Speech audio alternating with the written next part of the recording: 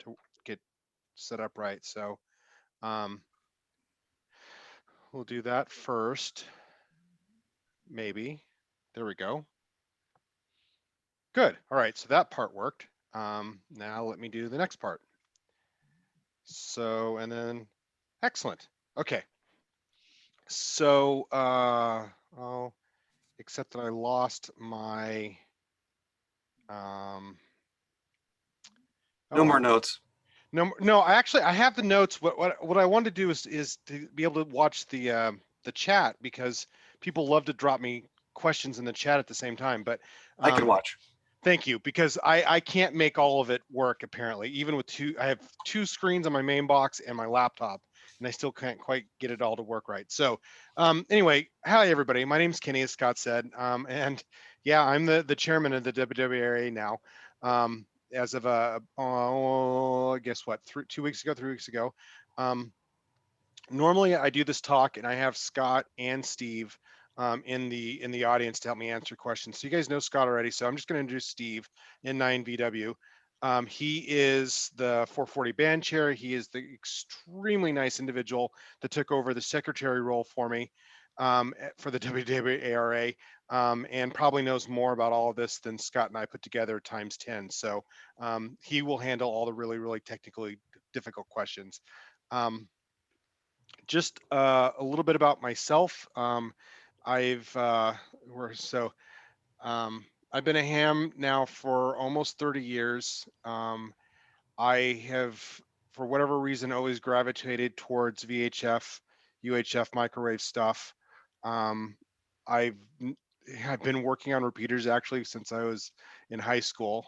So it's kind of funny that I've come all the way around to this point. Um, and a bunch of other things that I do as well, including like ham WAN and things like that. But a lot of my focus has always been on the higher frequency stuff. And what I want to talk about today is a couple of things. I want to talk about a little bit about repeater basics. So if hopefully this is not too incredibly boring, but having the basics explained kind of helps set up the rest of the talk about why certain things are the way that they are.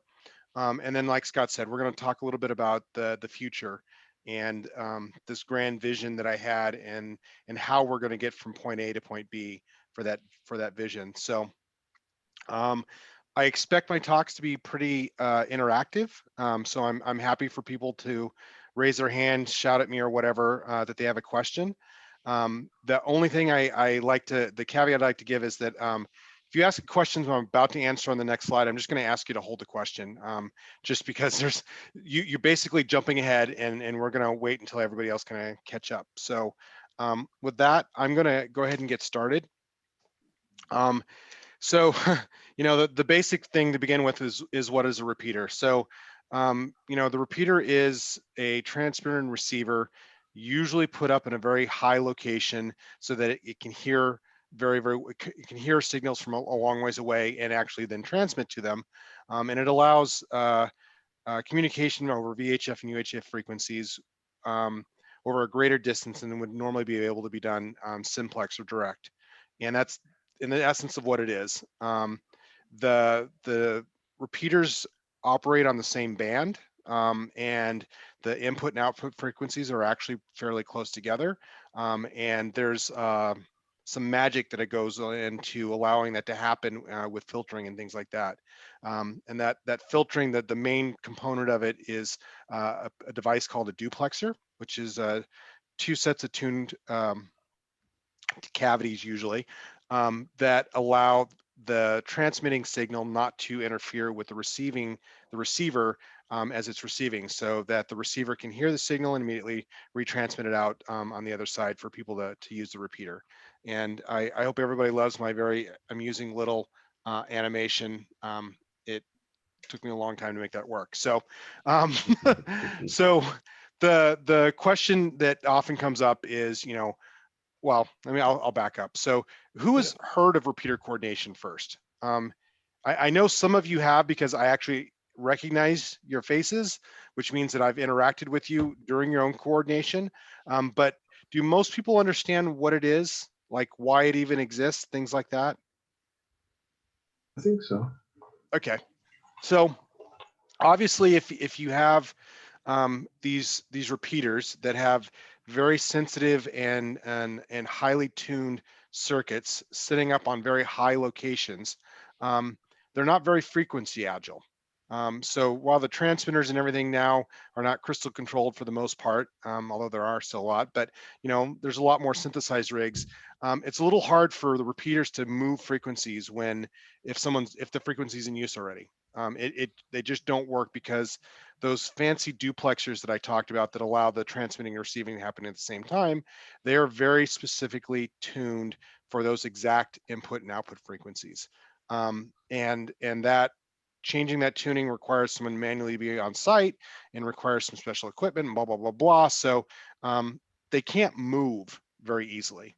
So because they can't move very easily and there's a lot of expense put into putting them up, the FCC has provided some protections basically that say, look, if we're going to have these things that can't live on the same frequencies and they could possibly interfere, the thing we're going to tell everybody is, look, you're going to need to have someone coordinate these. And what we're going to do is that if we as the FCC come and say, look, you two are complaining because you're interfering, which one of you is going to win essentially, and the one that's going to win is going to be the one that the frequency coordinator recognizes, and that's basically what all the power that the frequency coordinators have is that we don't give away frequencies, we can't protect them, we certainly can't enforce them, but we produce a list, a piece of paper or electronic PDF that says these are the repeaters that we believe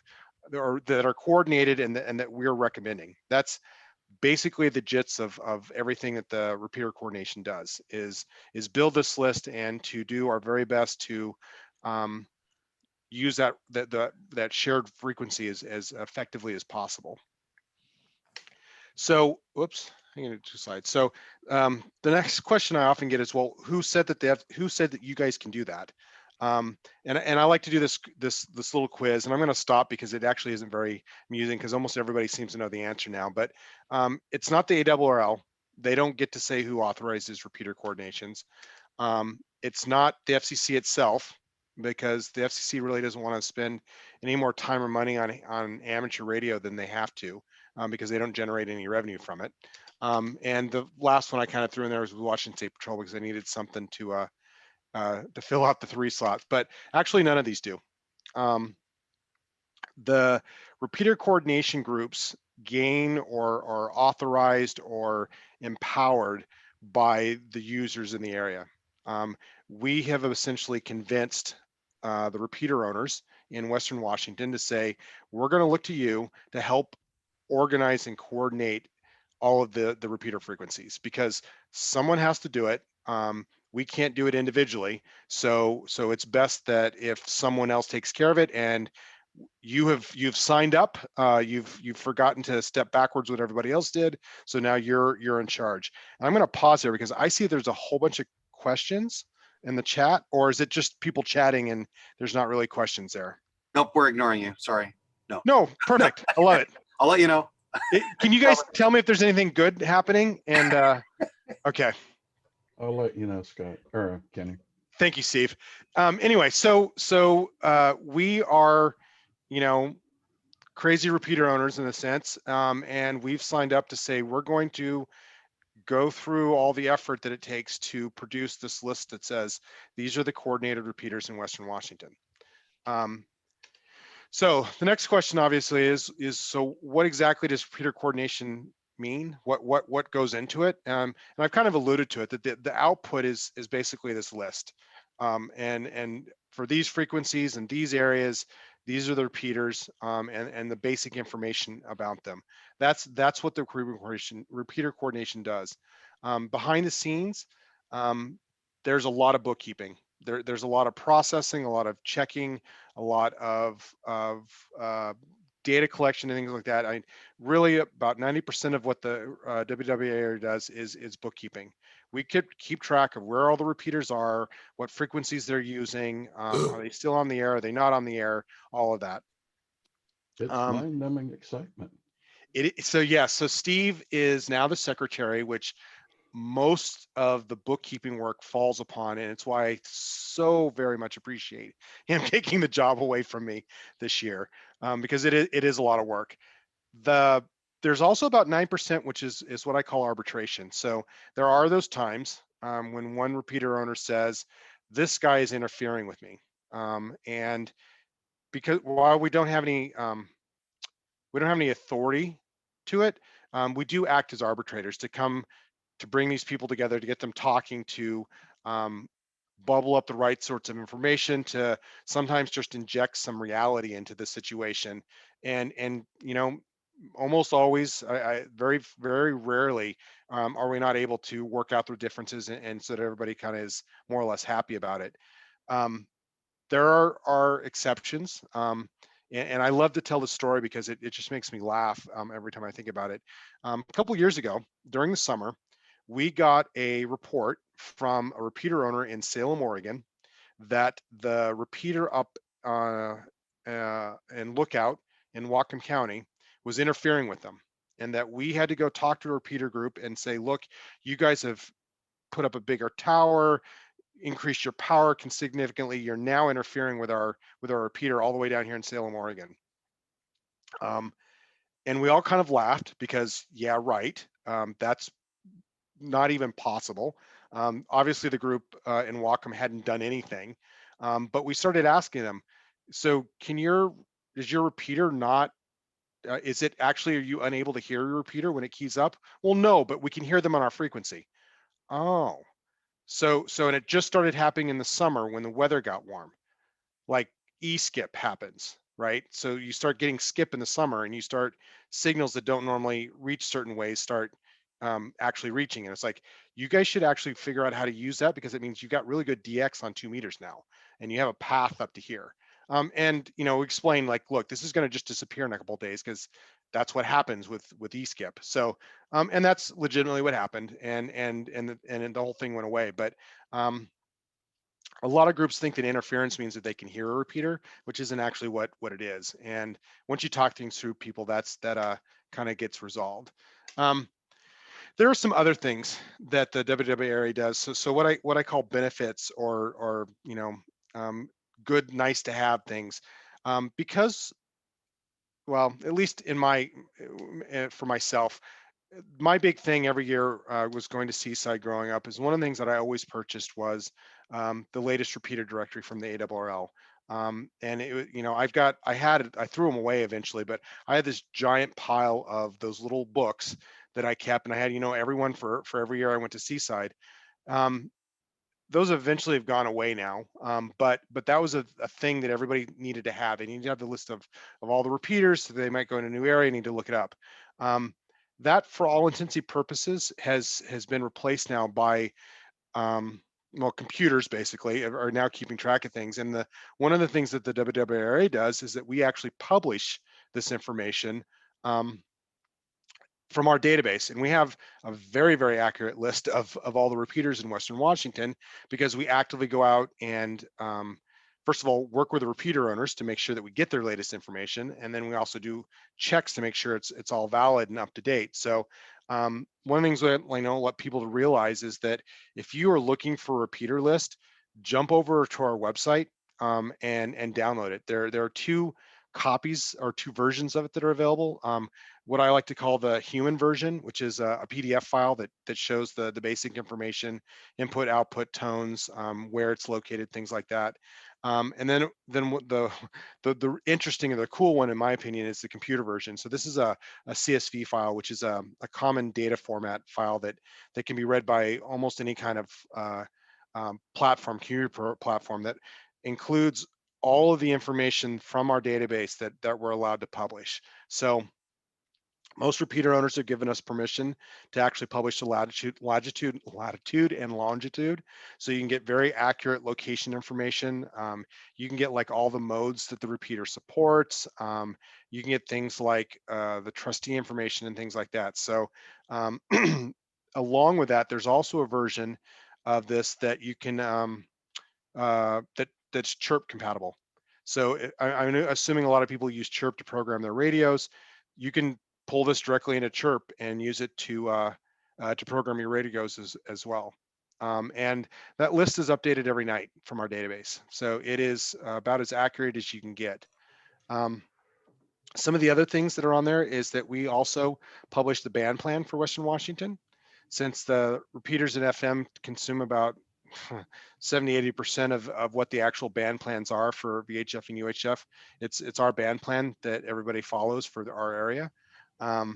And I also, have to do the plug that while we're primarily for repeater owners, we still also allow other users as well. So if you're curious or interested, you're welcome to become a member. With the transition or with the COVID and the stay-at-home problems, we have completely transitioned everything to Zoom calls as well. So all of our meetings are held via Zoom now, which has actually worked out a lot better because we have repeater owners from all over the state, and it was a little hard to all meet in one place and have enough people there. So that's my little plug for the WWRA and all the interesting things that it does.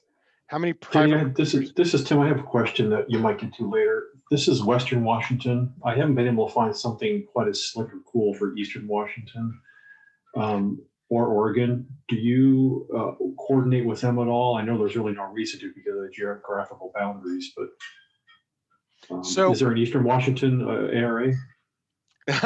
Yeah, there's an Eastern Washington. It's EWA, Eastern Washington Association, which actually covers Eastern Washington, so everything east of the mountains and northern Idaho as well. And the Oregon group actually also covers the southern part of Washington, so everything from the border to basically Longview, because it overlaps with Portland, and we've agreed a long time ago that it just makes more sense for them to cover that area as well.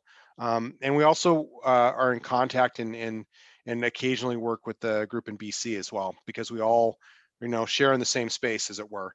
I can put you in contact. I can give you websites for those other groups. I don't believe the Eastern Washington group is quite at the point where they're publishing their list yet, but I believe the Oregon group does, that they at least have the repeater listing. They probably don't have as detailed list of information as we do. They have a little bit different philosophy, I found, than what the WWARA does. Kenny, we used to have a list on our website, and I'm not seeing one now. Is that correct? A list of what? Adjacent jurisdictions. It's in the contact list, which hasn't been migrated over yet to a web page. The PDF is still available there, though. I think it's under documents. Okay. Oh, document. They call it the Inland Amateur Coordination Council. That's it. Okay. Yeah. There they are. Yep. Hang on. They do have a web page now. They didn't used to, but they do have a web page now. Kenny, we have a question on the chat. Okay. Is this about the private repeaters? Yes. So how many private repeaters are in the region, thereby carrying flag? So I don't believe that there's very many. And I'm not sure what you mean by private either. So I'm assuming by private, you mean one that's not listed anywhere that someone put up for just their own use. We are pretty aggressive and work pretty tightly with everybody. When they put one up, that they put one up in a way that shares and plays nice with everybody else. We actually have what's called shared non-protected repeater pairs in every band, so that if you just want to put something up and play with it or whatever, and you don't want to get coordinated, those frequencies, those channels are set aside specifically for things like that. So there's a place. There's in my 7 or 8 years with the WWARA, there's only been one set of repeaters, one owner that refused to coordinate his systems. And he obviously had some bad interactions with the WWARA a long time ago, because his objections were, he was like, I don't care that I don't have a problem with you. I had a problem with other people a long time ago, so I won't do it.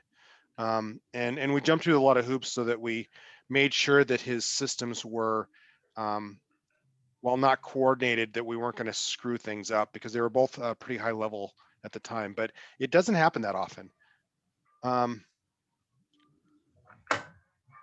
Yeah. So Scott put the other stuff in the chat for the Eastern Washington group. Does that answer your question? Yes, Now you thank you. scrolled off, Victor. I'm going to make that window a little bigger so I can see it. All right. Kind of lost my train of thought, but Actually, so- we should make one other comment about the other resources you mentioned there, the WWARA Finder and the repeater book. We often get comments about people complaining about things they see in those resources, in those references.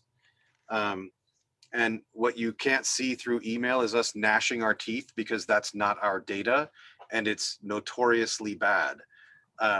So if you want to, Kenny didn't sell it enough. sorry.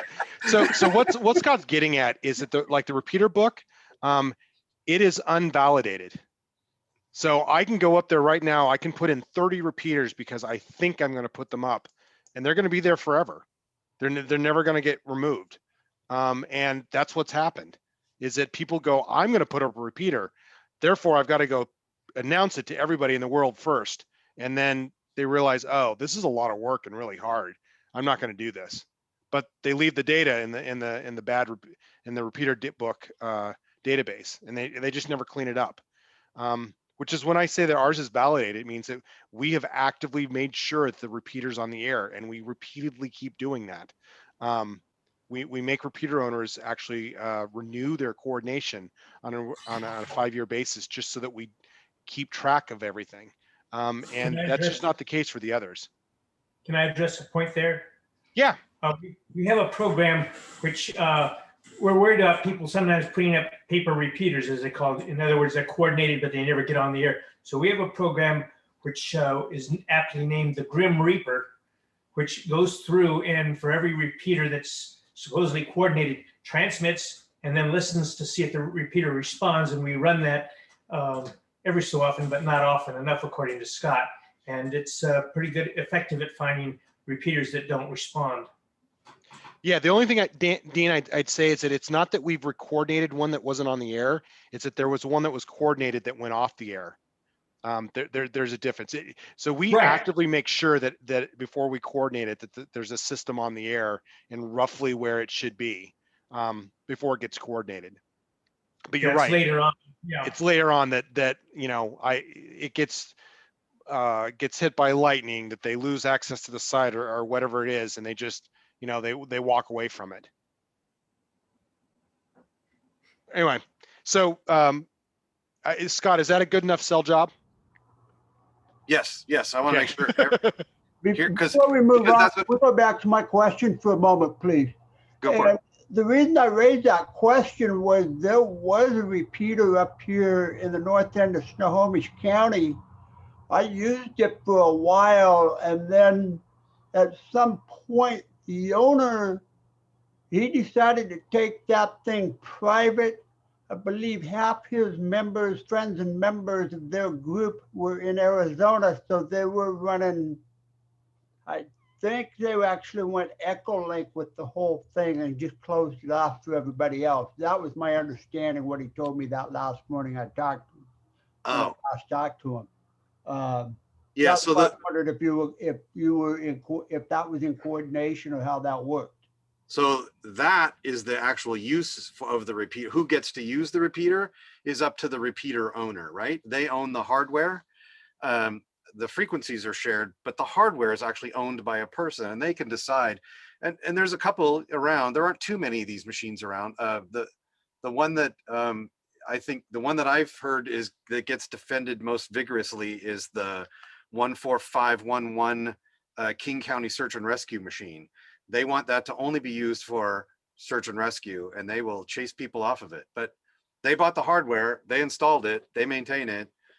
They get to determine who uses it. There's literally hundreds of repeaters available. Most of them don't have those limitations. So the repeater owners get to determine what the uses are. Private doesn't mean not coordinated. Yeah. And there's been challenge. Yeah. There's been challenges in court, not so much up here, but down in California, where people have challenged the repeater owners' rights to exclude whomever they want, and that's been upheld by the FCC with rulings that the repeaters owners have absolute authority as to who is on their repeater. Yep, it goes back to them being the control operator for it and everything else like that. Right. So, okay, Victor, did that answer your question? Okay, I'm gonna assume it did, and I'm gonna get back to the You got a presentation. thumbs up.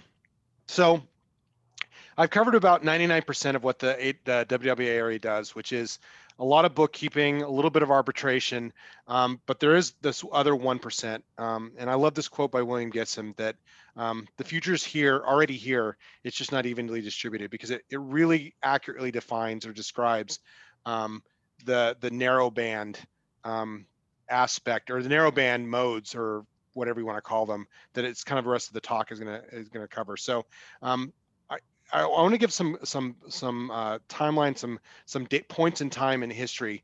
It kind of helps explain how this stuff is evolved over time. So, going way back in the 1950s, there used to be AM repeaters, and being that I wasn't born yet, I don't have any familiarity with them. But I'm told that they were the first time that you could, be driving around in your car and have and be chatting with someone on 2 meters and 6 meters, and I get probably even 10 meters at the time.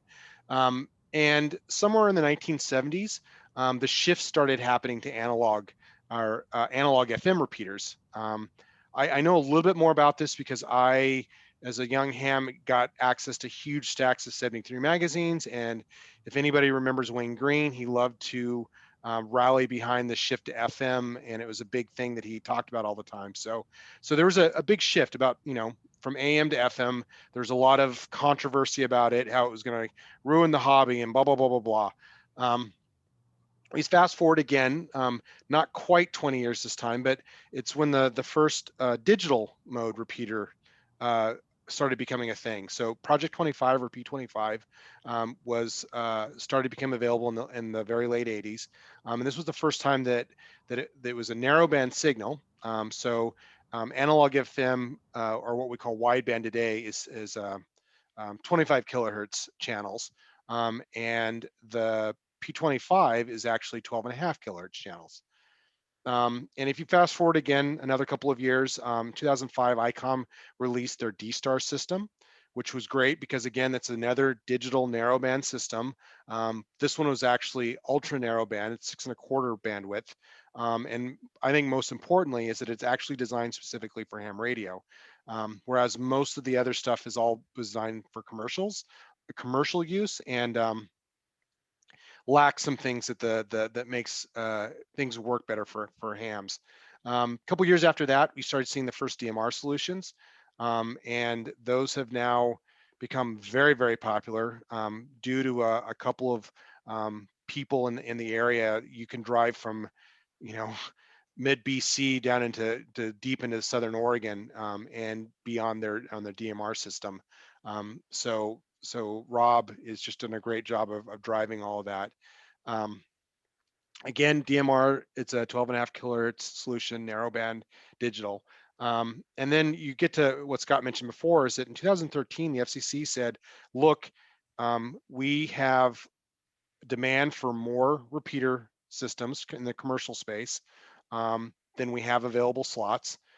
And we're going to go to narrowband because that will make more channels available for us to put, to license repeaters to put on the air.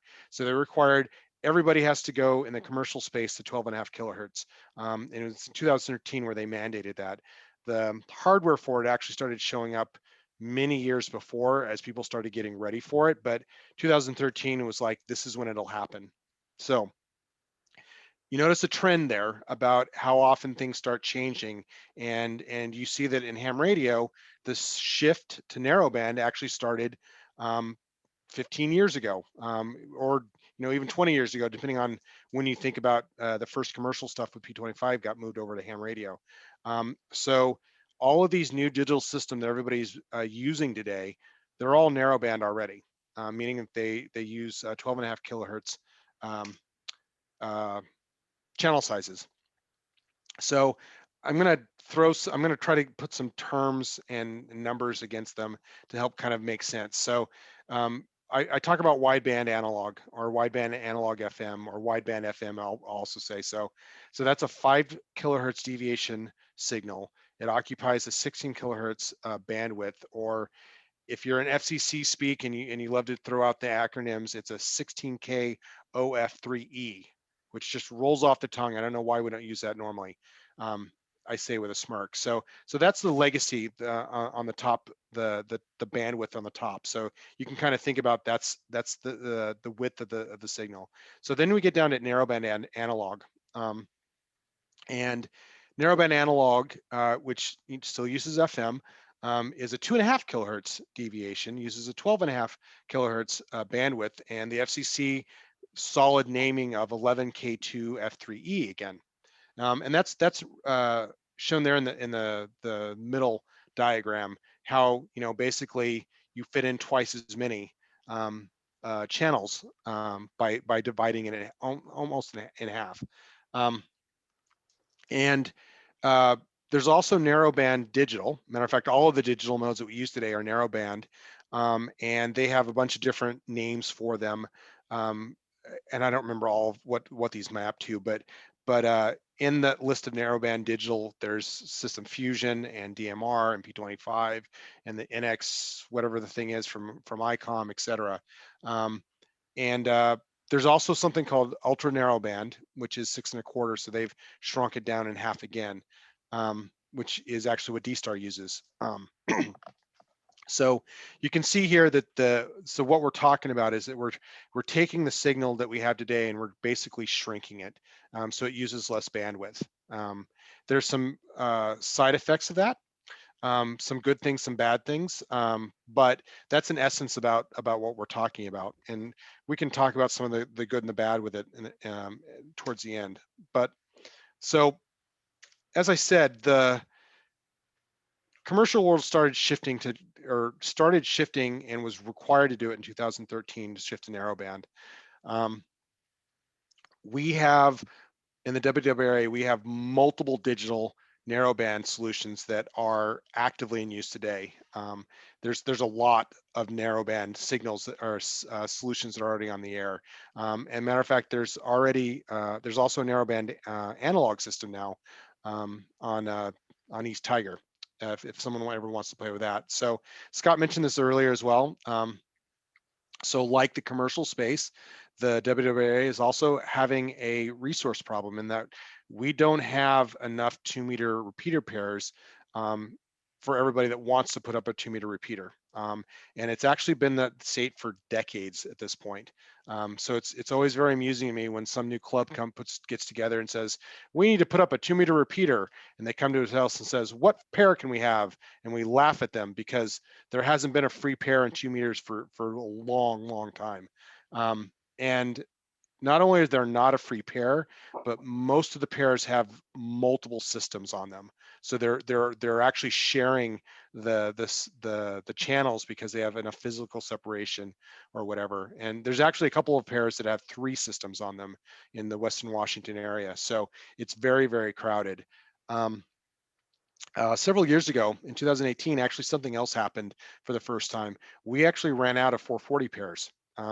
Since then, there have been systems go off the air, and there's usually 3 or 4 open pairs at this point at any one time, but they're really going away. They're really a resource that's virtually gone now as well. So we have a lot of people that want to put repeaters on the air, and we're running out of places to put them in the most common or the most requested area.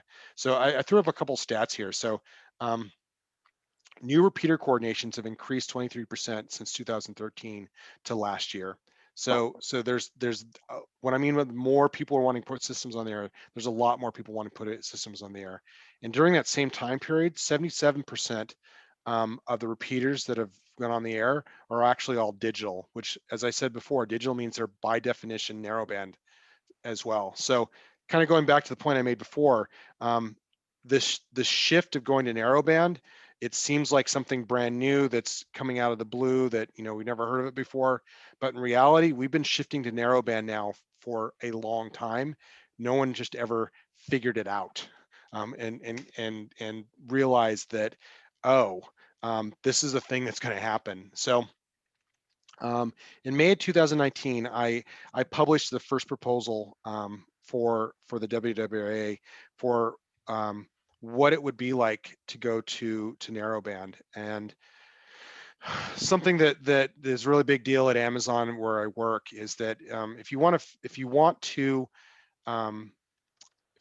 accomplish something, it's best to figure out where you want to end up and then work backwards from it. So the thing that I said that we need to do first, that we need to figure out what the band plan would look like when it was completely narrow banded. And that's where we need to start. So I don't know how we're going to get there, but when we get there, this is how the bands are going to be narrow banded, what it'll look like. So I've given a little diagram to kind of help mentally visualize the how this will work in 2 meters. 2 meters, for those that are interested, is actually gone. It doesn't use the 25 kilohertz channel spacing that's standard. And I don't remember exactly when this happened, but they shifted it to 20 kilohertz to make some more channels about, I think it was 15 years ago, 20 years ago. So it's actually 20 kilohertz channels, and we're basically then taking 20 kilohertz and shrinking things down to 12 and a half. And we figured out a really good system for doing that.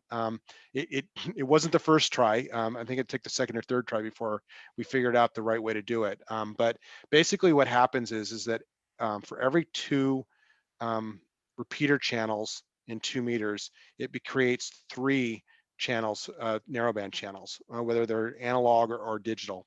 And it kind of roughly shows you there in the diagram what it looks like. And one of the things that, and Scott likes to point this out, is that the difference between the wideband and narrowband is actually a pretty small change in frequency. As a matter of fact, in a lot of cases, depending on how it breaks up and where you are, you're actually it's not a new channel, it just shrinks the ones that are around it. So as there in the bottom example, you see the 145.15 machine, if it was converted everything in a narrowband, there'd be a 145.15 channel as well in the new process. So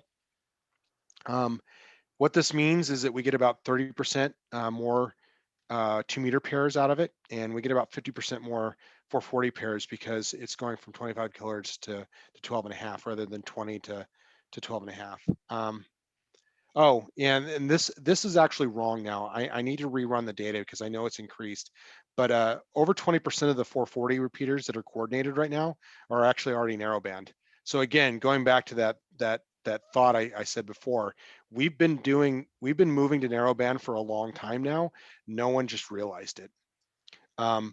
So that's something that while we haven't formally accepted it, we have a narrowband plan for what the systems will look like when we get there for 2 and 440. Someone had a question. Go ahead. Right.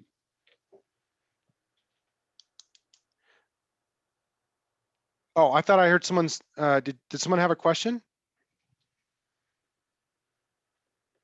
No, sorry. Okay, no worries. And I can see Scott and Steve are answering questions in the chat, so I'm just going to make believe that I'm not seeing it because they'll tell me if there's something that You're needs good to to go. be covered there. So at this point, we know where we are today, and we know that where we want to end up on 2 meters and 440 for narrowbanding. So the question now remains, how do we get there? And that's really the purpose for why I've been going around and doing these talks, is that I know that a big change like this needs to be shared so that it's not like a surprise, it doesn't catch anybody off guard, that people get used to the idea before it happens. It'll make the transition a lot easier for everybody. The other thing is that this is a big change that affects a really large group of users. And you know, I have my own feelings and opinions about how the change should happen, but I want to get feedback. I want people to tell me, look, you're crazy. You forgot about X, Y, and Z. And I was like, oh, we have to figure that out as well. Or you know, the opposite too. I want to hear people say, look, this makes a lot of sense.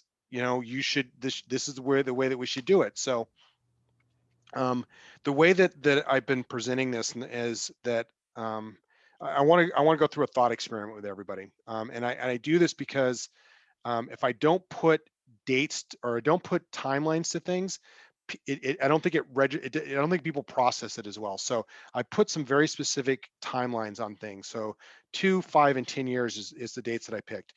Um, it could be 3, 10, and 15 years, or it could be 1 year, 3 years, and 7 years. I don't know what they are, but I'm putting specific years on them so that people can think about, oh, this is a transition. It's going to happen over time. It's not going to be tomorrow. So the first proposal that I have is in 2 years' time. We say, look, this portion of the 440 band is now narrowband only. And we're going to actively work with all the wideband systems that are in that area and help them relocate out. And we're going to move all of the narrowband systems that exist in other parts of the band down to it. And we're gonna ultimately start growing that segment bigger and bigger, because there's a big part of 440 that's already narrowband.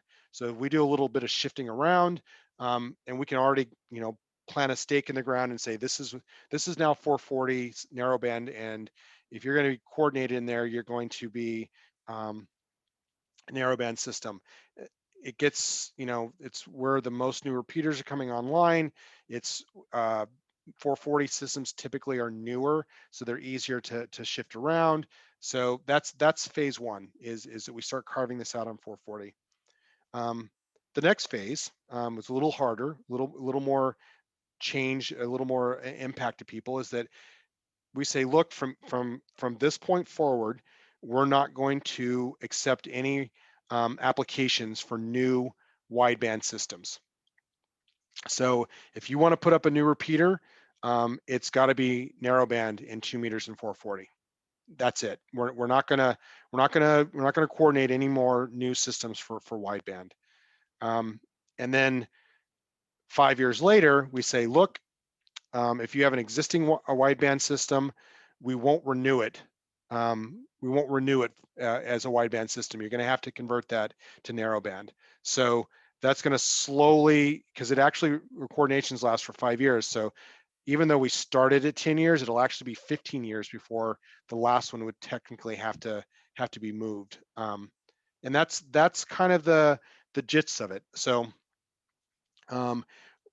putting this into perspective, it would literally mean 20 years from today, we would be at a place where all the wideband systems are now narrowband, and we get that additional space.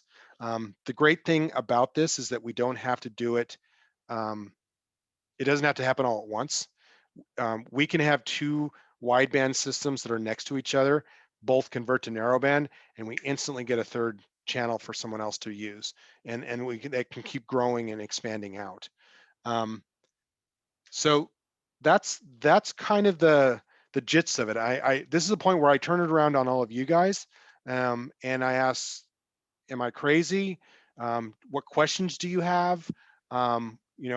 Is this super scary? Is this, go faster? I've had all sorts of responses to it. Kenny, Yeah, Steve. so on the chat, if you back up 2 responses, 3 now, there is a question about why waiting so long, and then that this is not the actual plan, just an example that you put together. Yeah, so I think it's from Brian. Long Yes. changes are more painful. The quick changes rip the Band-Aid off. So, so Brian, if I wish it was that easy, but we don't have any authority, right? We have to get agreement from all the repeater owners and the users that this is something that they want to do. So that's why we can't just dictate it. We have to lead everybody to this place rather than force them to it. So that hopefully that makes sense. It's really kind of why it's not going to be a quick thing. I can tell you that after doing this talk 7, 8 times that I've done it now, I'm surprised that is a very, very common response. There's really only been one instance where there was like, no, we can't do this. It'll be too hard, type of thing. And funny enough, it wasn't that the systems couldn't move. It was that it would be too difficult for the users to change their radios to switch to narrowband. That was the big argument. That, and I've occasionally had someone say, but my radio doesn't support it. And this actually happened the last talk, was really funny. Someone claimed that their brand new radio that they just bought doesn't support narrowband. And we're actually fairly surprised, because one of the things that we did when coming up with the plan is that we went back and did a lot of research for when did amateur radios start supporting narrowband, and it's actually quite a while ago. The last major radio that didn't support narrowband was the ICOM 706, which 20 years old now. So it had to be pretty old. And this individual, we found out after the fact that the brand new radio he bought was brand new off of eBay, and it hadn't been sold for 25 years. So yeah, you're right. It doesn't support narrowband. And I've got an ICOM 02AT up on my shelf that doesn't support narrowband either. And I'm okay with that, because there's a lot of narrowband systems that you can buy, and most of the ones that I have do support it already. Sorry, it sounded like someone had a question. It's Brian. So my counter argument is that even though you don't have authority, you are providing you're providing value to the community, and you can constrain that value to guide the community down the path further. And so if you say, for example, we're going to stop accepting applications for wideband repeaters in 2 years instead of 5 years. It just means that we're not going to support new wideband repeaters in our coordination universe. Yep.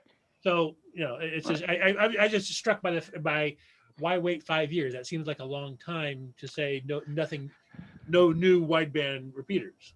Yep. Let me take a shot, Kenny. No, go ahead, Rob.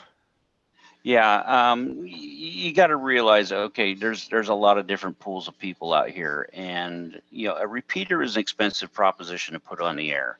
$3,000 to $5,000 is not uncommon. Plus, sometimes $600 to $1,000 a year for site fees, things of that nature.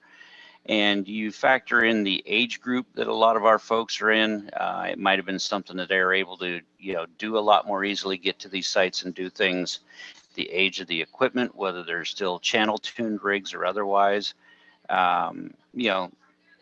there can be some very natural reluctance to change. You're either, and the other aspect is if you try to force it too much and people aren't ready to, they can't get time, they can't get funds together, whatever the reason, they'll simply just sit there uncoordinated, which really doesn't serve anyone, and it doesn't move the population in the direction that we need to. So there is kind of a finesse and an art to it as far as getting everyone on board, and you will still have people that just plain won't make the change. But over time, even people like me die, so things will change eventually. Yeah, I'll just add to that, the biggest hurdle, other than someone having the ability to access the site and things like that to switching is actually the radios themselves. Most of the anything semi-new, meaning built in the last almost 20 years, supports narrowband or can be converted to using narrowband, which means that a lot of the stuff that's on the air today actually could be moved over pretty easily. Steve, help me. And I apologize, my cat has decided he must get into my lap. Steve, what's the GE Master 2s? Yeah, Is that Master 2, the MyCores. Yeah. Crystal controlled GE Master 2s. Yeah, Yep. so these rigs, they're crystal controlled, first of all. And if you followed the literature, getting crystals is a bit of a challenge now. And they can't go to narrowband. They just won't work there without at least a great deal of modification. So for people that have these systems, they really need to replace the repeater transmitter and receiver. But actually virtually everything else wouldn't just need to be adjusted. It wouldn't need to be changed.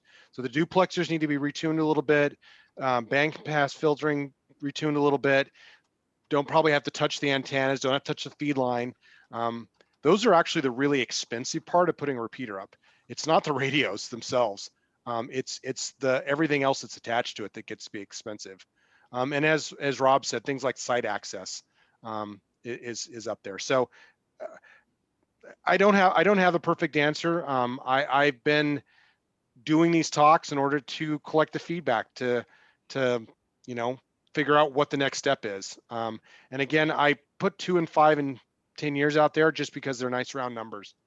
And they gave something to start talking points to talk with. Okay, well, thank you for clarifying that. Yeah, so Brian, I'll add just a touch to this. Having gone through more than my fair share of having to move people from one set of SIMs to another set or a dial plan, or I can't tell you how many times I've had to split people and move people around in an environment. And this is a commercial professional environment where it's like, folks, you don't have a choice, and they'll drag their toenails to the last minute. So you put us in a position such as this, where pretty much everybody's going to say, you don't have the authority to tell me where to go. It makes it a little different, or more difficult. So that's kind of the purpose of these presentations, is to bring the whole community in, users and repeater owners and everybody, to get them up to speed on the plan and what we've got ideas on. And then once we get critical mass, it's just a matter of, okay, let's put some realistic timelines around this and get everybody to buy into it, because everybody's going to have to buy into it. So I'll just add one thing. This is kind of a good reinforcing to your idea. One of the first talks that I did, Rich, KF7BJI was in it. And after the meeting, the presentation, he came up and say, "This is a great idea. Can I do it now?" And I'm like, okay. He goes, "I've got a 2-meter machine up on East Tiger. I can switch it, in a weekend. I'll go switch it." So there's actually a narrowband 2-meter analog machine up on East Tiger that if anybody wants to go listen to it, to play with it, the information's there up on the screen, because Rich just said, "I want to go do this." And poof. And there's actually another person that's in Edmonds that's planning that their machine's going to be narrowband as well, analog. So hopefully the suggestion here is that we start getting people that are just going to narrowband when they put new ones up, so that when we say this is now the rule, that it won't be a big deal, that people will go, "We've been doing that for a while already."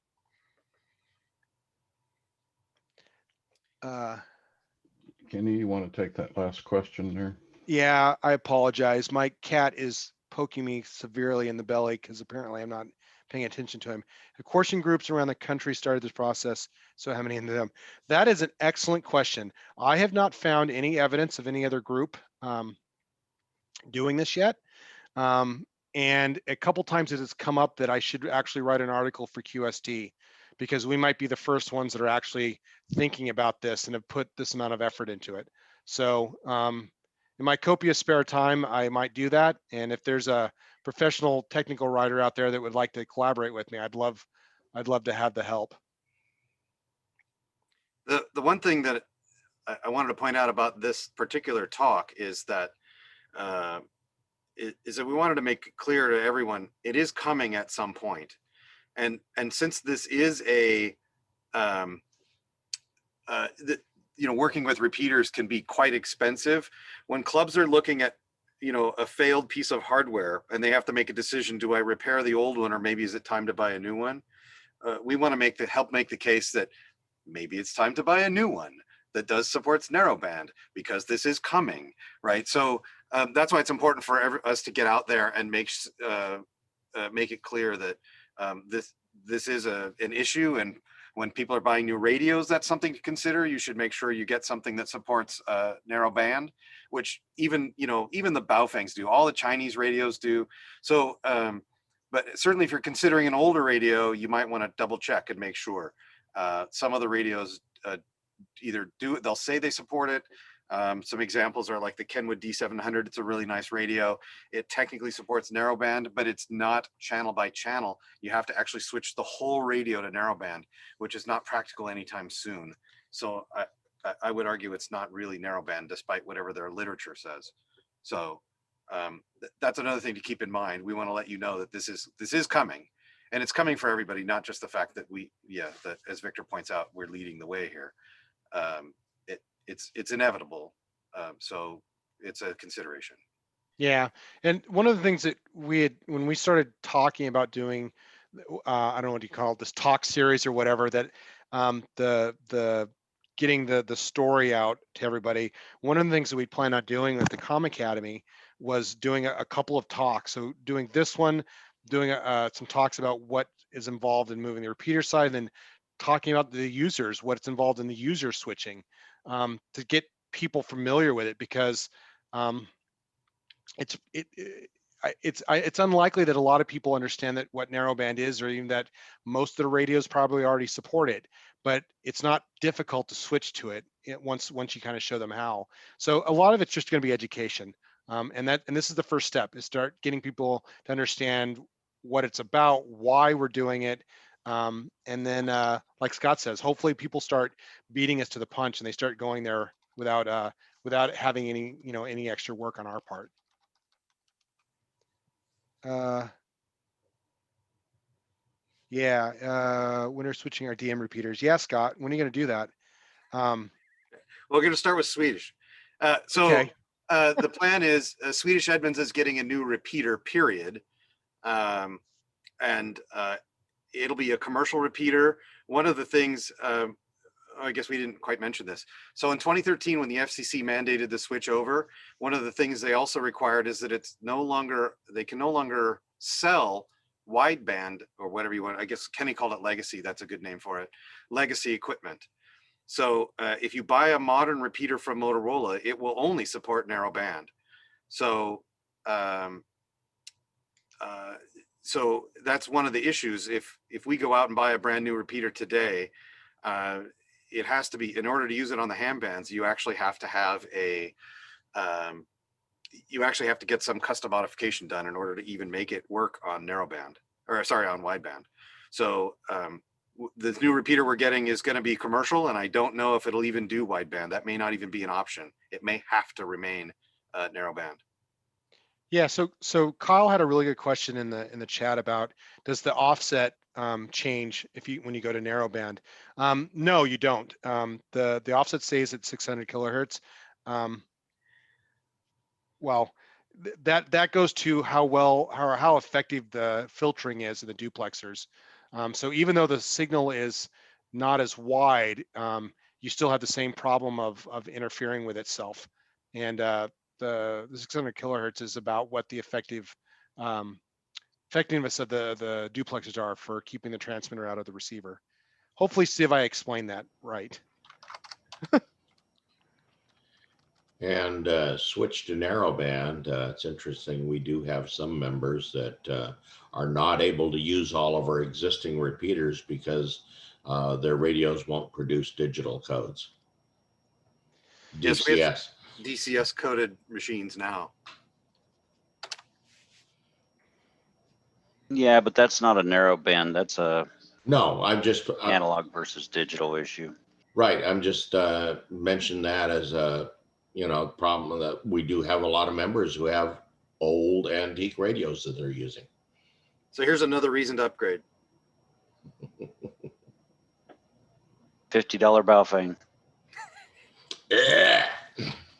Expensive Baofeng. I was gonna say, yeah, that is really expensive.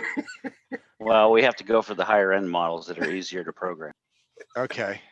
Well, here's the one question that hasn't really been addressed. There's two sides to the situation in the terms that you need to convince repeater owners to update equipment. And that's one path that has to occur, because until it happens, they're not going to be out there. The other side is, we see even on our local nets, how often do you have somebody who's trying to check into a net, nobody hears him, and someone does, and he's got he's got it switched on reverse. So someone close to him hears it, the repeater doesn't. You have somebody else who can't get in and he hasn't got the tone right. And you can't solve that, but sometimes other people on the frequency can kind of help troubleshoot, help find what's the problem is to suggest it. With narrow versus wide, is there one way or the other where you'll hear a distorted signal that may lead someone to say, hey, this guy's probably on wide and should be on narrow, or vice versa? Yeah, you'll hear the signal there. In one direction, you'll sort of be able to understand it, but not really. In the other direction, you won't be able to understand it, but you'll still know it's there. Assuming you don't have tone encode on as well. But yeah, that is ultimately an education issue, which is going to be a big part of this. And it's an education issue that we've always had. You gave a great example of someone forgetting either turning off the duplex or inverting it somehow or something like that. Steve, you were going to add to that?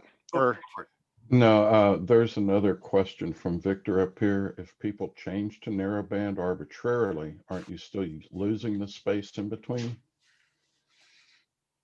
I'm not sure I understand the question. So one of the things about educating and getting the word out, if someone moves to narrowband, we're going to move them to the narrowband, the appropriate place.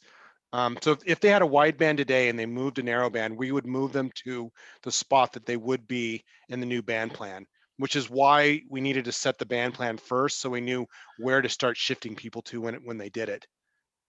So, and we should point out that only applies to 2 meters. On 70 centimeters, they can actually convert in place. Yeah. Because we're already at 25 kilohertz spacing and we're converting to 12. So we just end up with, as soon as 2 adjacent users narrow up, we instantly have a narrow spot in the middle. We don't have to do nobody has to move. Right. It's 2 meters because we have 20 kilohertz spacing currently. And when you start dividing it by 12.5, it doesn't work. So there's a little bit of shifting involved. Well, that counts me out. I was going to do 2 meter conversion in place, but if I have to go to another street in the neighborhood, hell with that. Actually, the funny thing is, every 6 repeaters through every 6 channels, somebody doesn't have to move. So if you were fortunate enough to end up on one of those, you don't actually have to move. Yeah. You know me well enough. I'm not in that fortunate pool. Absolutely. No, no, actually, Rob, we did that on purpose. We checked and made sure that it wouldn't be you. Yeah, you have to move. I believe that. We had to work hard to massage that band plan. Yeah, this is perfect. Oh, no, it's too perfect. Nope, Rob won't be inconvenienced enough. We got to move. We got to shift it around. Oh, so you're not moving any 440 repeaters that convert to narrowband? No. Aha. Don't have to. Yeah. Come on, Dean. You can do math. You're better at math than I am. You should be able to figure that out. I thought that you might be doing that because you'd be grouping the ones that converted down, let's say, to the low end of the band to kind of shift the wide bands up. But that would, of course, require ultimately 2 conversions over the period. Right. Then everyone has to move, right? That'd be horrible. Well, it's still going to be a nightmare. Well, here's the good news. The good news is, as we convert from narrow and wide on 70 centimeters, you end up with these weird holes, and some places have holes and some other places don't have holes. So finding a new place with a hole or not is it's going to be hugely problematic, but only because you just won't, it'll be hard to read where all the channels are and where to find the holes, right? But the good news is it's only going to be problematic for the 70 centimeter band chair, that's Rob, and the secretary, and that's Steve. So the rest of us are fine. It's actually Steve and Steve. I'm host for He's both. He's both. Oh, are you? Rob gave that up. Sorry. Oh yeah. Sorry, Steve. Well, and this is amateur radio. There's holes everywhere. It won't work if there's not holes around. It's not Swiss cheese radio, Rob. Come on. Ken, you haven't mentioned the 220 band at all. Is it just going to be ignored for now? Yes. 220, there isn't the commercial gear. So it hasn't been driven in the same way as the 2 meter and 440 has. Honestly, 927 is basically all narrowband already, or could be, because the FCC required it there first. And we don't have a lot of 1.2 gig repeaters yet. Hey, there's So Spectrum. I'm the 23 centimeter band chair. So just so you know, you don't have to narrowband up there. yeah, But interestingly enough, you are seeing an uptick in 220 just simply because 440 and 2 meters are so crowded. yep. And we have a couple of individuals in the area that love 220, and they're driving, putting up more and more repeaters. And we're also not doing this for 6 meters. Nope. Or 10. We're not doing it for 10 meters either. You're on your own at 10. There currently are 220 pairs available. Yes, there are. And 10. And 10 meters. A lot of pairs on 10 meters.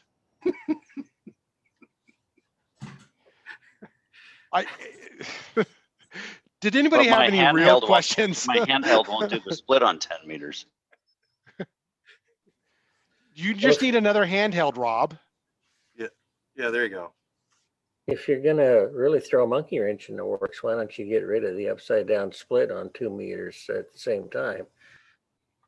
That's just crazy talk. Well, so the trick is that means you would break every radio with auto repeater shift. Bingo. Oh, that was a goal. That's the goal. I see. Now I understand. And go ahead and make the shift to 1 KC instead of 600 while you're at it. You're just a troublemaker. Yes. For a very long time. All right, did anybody have any more questions for Kenny or Steve? Well, Wow, thank you, everybody. Very much appreciate the feedback and the good questions tonight, and letting me chat it and talk to all of you. It's been great. I'll let Scott go back to his show and tell of his new toys. we're done. Really, that's it? That's it. So, Oh man. so thank you very much, Kenny. Thanks, Steve. You bet. Night. Good night, everybody.